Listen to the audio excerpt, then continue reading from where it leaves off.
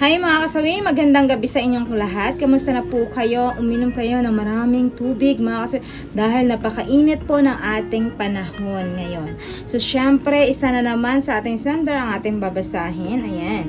Nagpapagana sa akin ang hawakan niyang talong ko habang hahalikan. So ang ating sender ay isang lalaki. So alam niyo ba itong sender natin? May kakulitan pero sige, eto na po. So, syempre, sabi niya, nagpapagana daw sa kanya ay tuwing hinahalikan at kanyang hinahawakan ang kanyang lato-lato.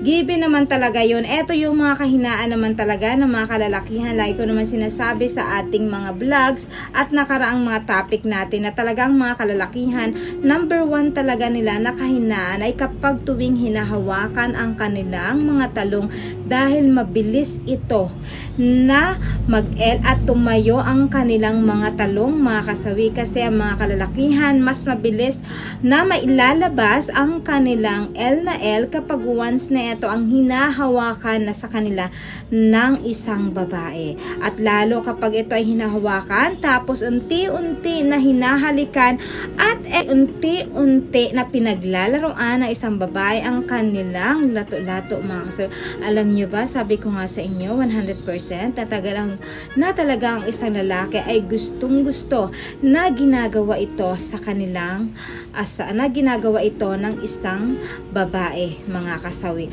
Alam nyo ba kung bakit?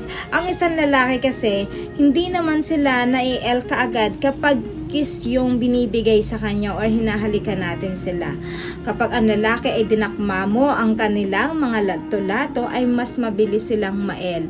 Kaya kailangan ang mga kababaihan ay hulihin ninyo ang mga kiliti ng inyong mga asawa para naman hindi kayo mapagod na hanapin ang kanilang mga kiliti. Or kung ayaw naman na hanapin nyo ang kiliti nila, ay mas magandang itanong ninyo sa inyong mga asawa or mister ninyo kung saan ba sila mas nasasarapan, mas nagugustuhan nila na gawin ninyo ito para naman mas nakakapa nyo na kaagad kung ano ang gusto ng asawa ninyo at ayaw. Kasi napaka-importante sa mag-asawa na natatanong natin kung ano yung kanilang mga kahinaan, ano yung mga hindi nila gusto pagdating sa kama. Kasi may mga kalalakihan na ayaw nila na may ginagawa tayong mga kababaihan. Kaya mas maganda kapag ka eto yung ginawa mo sa asawa mo, ay tanungin mo kung ano ba yung gusto niyang mga posisyon, ano ba yung kanyang kahinaan, saan ba yung ayaw niya, at ano ba yung pinaka number one na gusto niya. So, doon tayo sa gusto niya, mga kasawi, para naman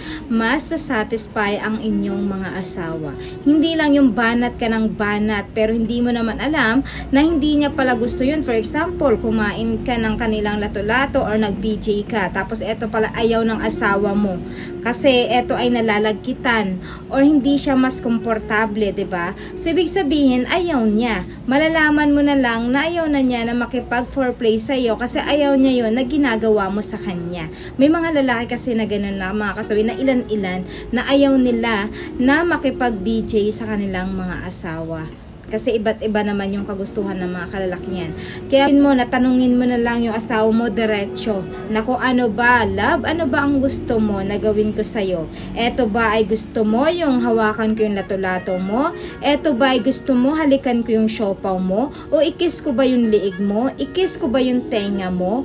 O kaya ang gusto mo ay ibibj ko yung lato-lato mo? Siyempre kung alin man dun sa tinanong mo at sinagot niya, somatic na yan. Yun yung gagawin mo para sa kanya, para naman mas ma-appreciate ng asawa mo na talagang lahat ng sinabi niya ay binigyan mo ng effort. So, mararamdaman naman niya kasi yun the way na kayo ay magpo-foreplay. Tapos, syempre, mas masarap sa pakiramdam bilang babae na napapasaya natin yung asawa natin pagdating sa kama. Napaka 100% na satisfaction kasi yun sa isang kalalakihan. So, yun lamang mga kasawi. Maraming salamat sa patuloy na pag-support niyo sa akin, sa walang sawang pag-share at pag-comment. Sa mga hindi pa po nakapag-subscribe, mga kasawi, pwede kayo mag-subscribe, pwede na rin kayo mag-follow para updated kayo sa topic ko araw-araw. Magandang gabi, mga kasawi.